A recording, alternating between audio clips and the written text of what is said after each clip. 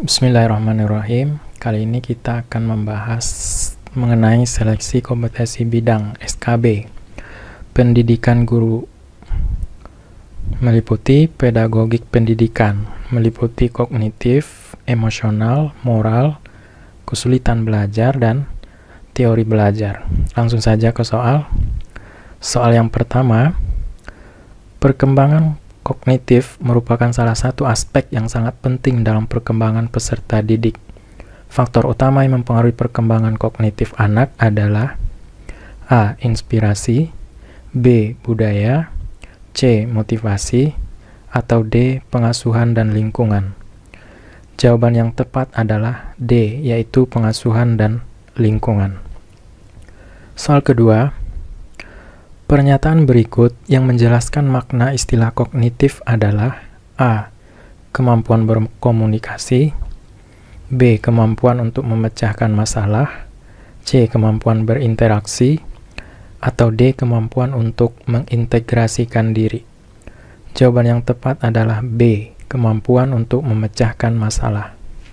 Soal ketiga, menggunakan potongan sapu lidi, kelereng, globe, gambar-gambar yang menyangkut pembelajaran IPA serta IPS sebagai media adalah sesuai dengan tahapan perkembangan berpikir anak yang dikenal sebagai tahapan A. Anak memahami bilangan dan angka tetapi masih terkait dengan objek bersifat konkret atau operasional konkret.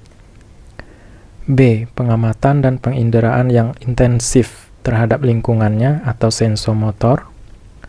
C. Dominasi pengamatan bersifat egosentris. Atau D. Kemampuan mengoperasikan kaidah logika yang tidak terikat lagi dengan objek yang bersifat konkret atau operasional formal. Jawaban yang tepat adalah A, yaitu anak memahami bilangan dan angka tetapi masih terkait dengan objek yang bersifat konkret atau operasional konkret. Soal keempat, kemampuan berpikir untuk mengoperasikan kaidah-kaidah logika tapi masih terkait dengan objek-objek yang bersifat konkret merupakan ciri-ciri kemampuan anak berusia A. 0-2 tahun, B. 2-7 tahun, C. 7-11 atau 12 tahun, atau D. 11 atau 12 sampai 14 atau 15 tahun. Jawaban yang tepat adalah C. 7-11 atau 12 tahun. Soal kelima, seorang peserta mampu mengendalikan diri dengan baik dalam berbagai situasi dan mampu menjalin kerjasama yang baik dengan teman-temannya dan mampu memposisikan diri di lingkungan dengan baik. Peserta didik tersebut memiliki kecerdasan A. Moral, B. Spiritual, C. Sosial emosional, atau D. Kognitif. Jawaban yang tepat adalah C. Sosial emosional. Soal keenam, kemampuan peserta didik untuk membina hubungan dan kemampuan memotivasi diri termasuk kecerdasan A. Kognitif, B. Sosial, C. Emosional, atau D. Moral. Jawaban yang tepat adalah C. Emosional. Soal ketujuh, individu memandang apa yang diharapkan oleh keluarga, kelompok, masyarakat, dan bangsa, serta setia mendukung aturan sosial bukan hanya untuk ketenangan, tetapi disadari sebagai sesuatu yang berharga.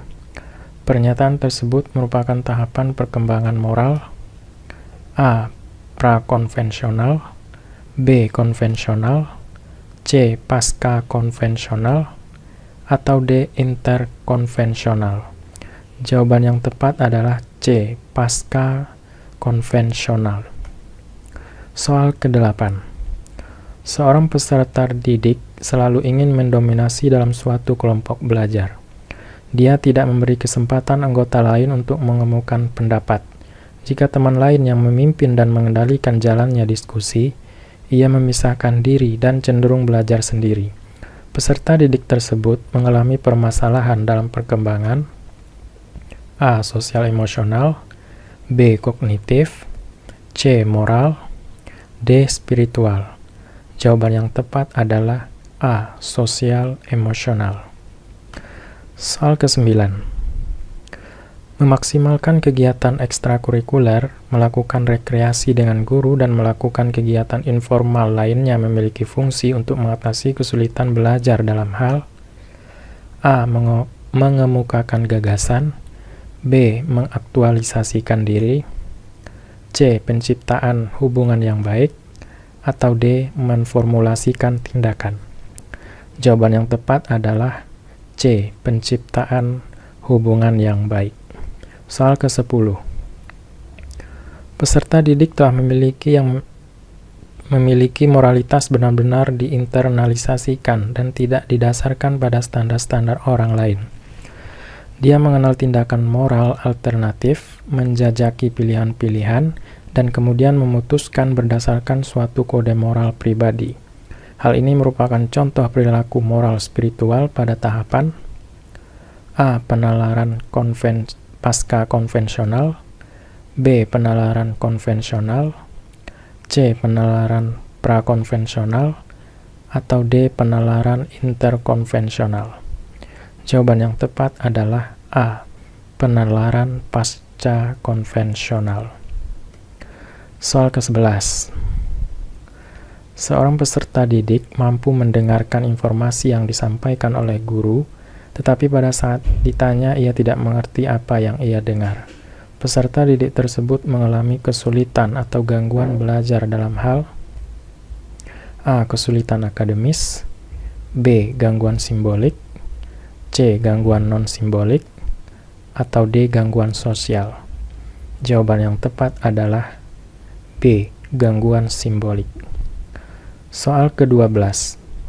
Tindakan yang paling tepat dilakukan pada saat siswa mengalami kesulitan memahami pelajaran yang sedang diajarkan adalah A. Mengulangi kembali bahan yang diajarkan, B. Memberikan tugas agar siswa mempelajari bahan yang belum dipahami, C. Memberikan buku sumber untuk dipelajari siswa, atau D. Membantu setiap siswa yang mengalami kesulitan.